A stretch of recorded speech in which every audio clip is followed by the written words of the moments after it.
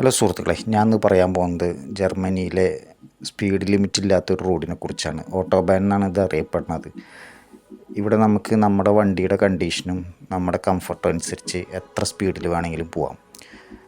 ഈ കാണുന്നതാണ് ആ സൈൻ ബോർഡ്. ഇത് കണ്ടു കഴിഞ്ഞാൽ പിന്നെ നമുക്ക് നമ്മുടെ ഇഷ്ടത്തിന് സ്പീഡിൽ നമുക്ക് പോകാൻ പറ്റും. അതിന് കുറച്ച് റൂളുകൾ പാലിക്കാനുണ്ട്.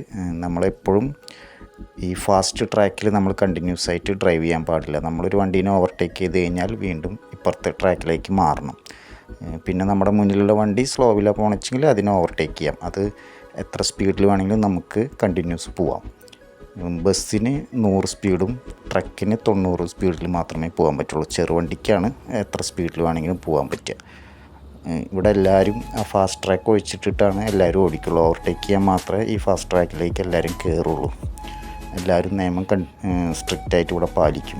പഠനങ്ങളൊക്കെ പറയണത് ഏറ്റവും ആക്സിഡൻറ്റ് കുറവുള്ള ഹൈവേകളിൽ ഒന്നാണ് ഈ ഓട്ടോബാൻ എന്നാണ്.